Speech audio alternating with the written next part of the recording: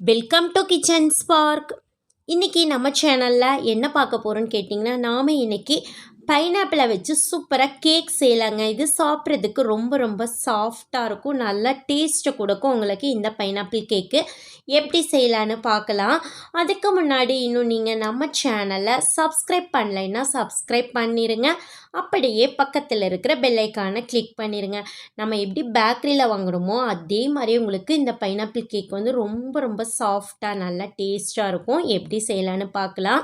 அதுக்கு ஃபஸ்ட்டு நம்ம 2 முட்டை தேவைப்படுதுங்க. ஸோ 2 முட்டையை இந்த மாதிரி ஒரு பவுலில் உடச்சி எடுத்துக்கலாம். பாருங்கள், 2 முட்டை எடுத்தாச்சு. ஃபஸ்ட்டு நம்ம வந்து வெள்ளை முட்டை மட்டும் தனியாக, மஞ்சள் முட்டையை எடுத்து வச்சுக்கலாம். பாருங்கள், மஞ்சள் கருவை நான் தனியாக எடுத்து வச்சுக்கிறேன்.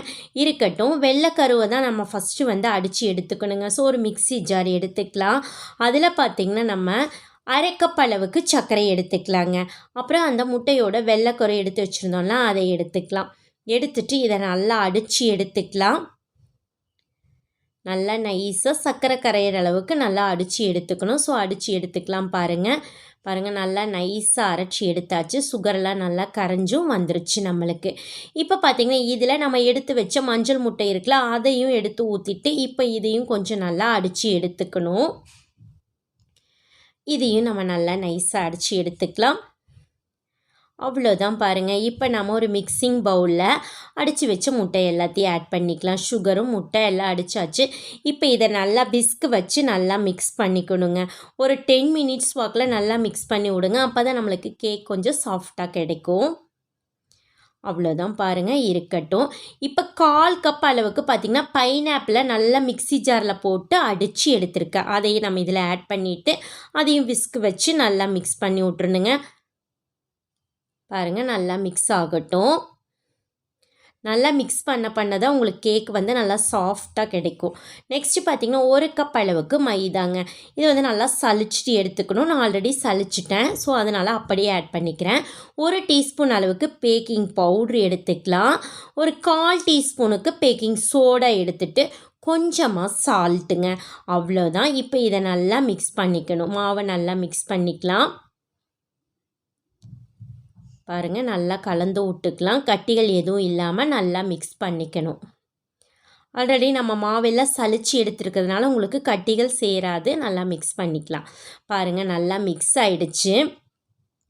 இந்த டைமில் பார்த்தீங்க இன்னொரு 1/4 கப் அளவுக்கு பைனாப்பிள் ஜூஸாக எடுத்து நான் நல்லா வடித்து எடுத்து வச்சுருக்கேன். அதை இதில் நம்ம ஆட் பண்ணிக்கலாம். பாருங்கள், இந்த மாதிரி ஜூஸாக எடுத்துக்கலாம். அதையும் நல்லா மிக்ஸ் பண்ணி விட்டுறலாங்க. நல்லா மிக்ஸ் ஆகட்டும். பைனாப்பிளை அப்படியே அடித்து ஒரு 1/4 கப் எடுத்திருக்கோம்.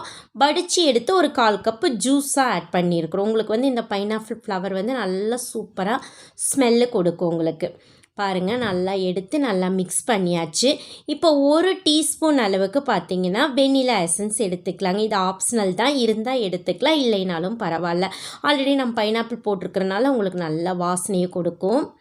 பாருங்கள், 1 டீஸ்பூன் எடுத்து அதுவும் நல்லா மிக்ஸ் பண்ணி விட்டாச்சு.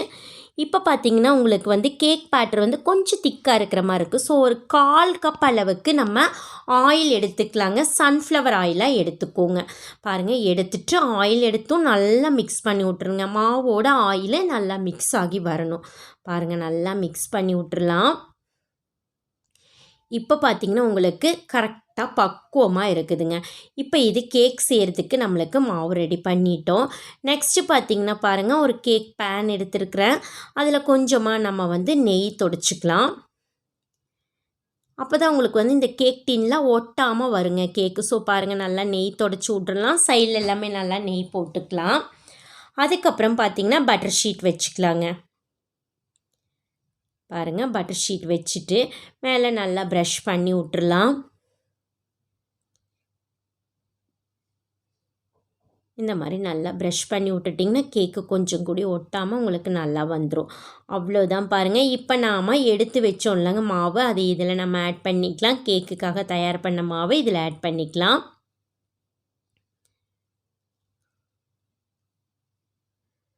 அவ்வளோதான் பாருங்கள், எல்லா மாவும் ஆட் பண்ணியாச்சு. நல்லா தட்டி விட்டுட்டிங்கன்னா எல்லா பக்கம் நல்லா உங்களுக்கு ஈவனாக இருக்கும். அவ்வளோதான் பாருங்கள்.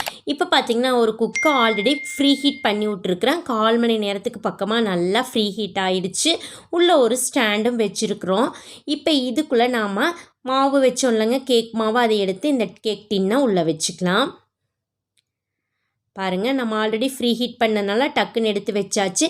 இப்போ பார்த்திங்கன்னா அடுப்பை மீடியம் ஃப்ளேமில் வச்சிடணுங்க. கேக் பேக் ஆக வரைக்கும் உங்களுக்கு வந்து நல்லா மீடியம் ஃப்ளேமில் இருந்ததுன்னா நல்லா உங்களுக்கு கேக் வந்து நல்லா வெந்து கிடைக்கும். பாருங்கள், ஒரு 25 நிமிஷம் தானுங்க. கேக் ரொம்ப சூப்பராக பாருங்கள் நல்லா ஃப்ளஃபியாக நம்மளுக்கு வெந்து கிடச்சிருச்சு. இப்போ நம்ம ஒரு டூத் பிக் அந்த மாதிரி வச்சு ஒரு குச்சி வச்சுட்டு இந்த மாதிரி பார்த்துக்கலாம். ஒரு துளி கூட ஒட்டவே இல்லைங்க. ஸோ கேக் நம்மளுக்கு ரொம்ப சூப்பராகவே ரெடி ஆயிடுச்சு 25 நிமிஷத்தில். இப்போ நம்ம வெளியே எடுத்துக்கலாம். பாருங்கள், நல்லா கேக் பார்த்திங்கன்னா நல்லா ஃப்ளஃபியாக இருந்துச்சு வந்திருக்கு. நம்ம ஒரு பிளேட்டுக்கு இப்போ நம்ம மாற்றிக்கலாங்க. ஒரு தட்டி விட்டுறீங்களாவே நம்ம வந்து பட்டர் ஷீட் போட்டிருக்கிறதுனால உங்களுக்கு வந்து கேக் வந்து ஒட்டாமையே வந்துடும். பாருங்கள் ரொம்ப சூப்பராக நம்மளுக்கு வந்துருச்சு. மேலே இருக்கிற பட்டர் ஷீட்டை மட்டும் ரிமூவ் பண்ணி எடுத்துக்கலாம்.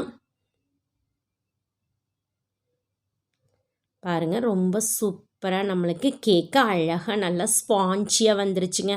அவ்வளோதான் பாருங்கள். நான் ஒரு சின்ன பிளேட்டுக்கு மாற்றிட்டு கேக்கை நம்ம வெட்டி எடுத்துக்கலாம். கத்தி உள்ளே போகிறது வச்சு நீங்கள் தெரிஞ்சுக்கலாங்க எவ்வளோ சாஃப்டாக இருக்குது கேக் அப்படிங்கிறத. பாருங்கள், ரொம்ப ரொம்ப சூப்பராக நல்லா சாஃப்டாக நம்மளுக்கு கேக்கு ரெடி ஆயிடுச்சுங்க. நல்லா கம வாசனையோடு இருக்குது உங்களுக்கு இந்த பைனாப்பிள் கேக்கு. பாருங்கள் எவ்வளோ சாஃப்டாக இருக்குதுன்னு. சாப்பிட்றதுக்கும் அவ்வளோ ருசியாக இருந்துச்சுங்க. நல்லா குழந்தைகள் எல்லாமே நல்லா விரும்பி சாப்பிடுவாங்க. பாருங்கள், நம்ம லாக்டவுன் டைமில் வீட்டில் இருக்கிறப்ப இந்த மாதிரி நீங்கள் குழந்தைகளுக்கு செஞ்சு கொடுக்கலாம். கடையில் வாங்கணுங்கிற அவசியமே இருக்காது. ரொம்ப ரொம்ப சாஃப்டான இந்த பைனாப்பிள் கேக்கை நீங்கள் வீட்டில் பைனாப்பிள் வாங்கிட்டு வந்தீங்கன்னா கண்டிப்பாக ட்ரை பண்ணி பாருங்கள். ரொம்ப சூப்பராக இருக்கும். ட்ரை பண்ணி பார்த்துட்டு எப்படி இருக்குதுன்னு மறக்காமல் கமெண்ட் பண்ணுங்கள். உங்களுக்கு இந்த வீடியோ பிடிச்சிருந்ததுன்னா உங்கள் ஃப்ரெண்ட்ஸுக்கெல்லாம் ஷேர் பண்ணுங்கள், லைக் பண்ணுங்கள். மறக்காமல் கிச்சன் ஸ்பாக் சேனலுக்கு சப்ஸ்கிரைப் பண்ணுங்கள். இன்னும் சந்திக்கலாங்க நாம் இன்னொரு புது ரெசிபியோட. அது வரைக்கும் நன்றி. பாய்.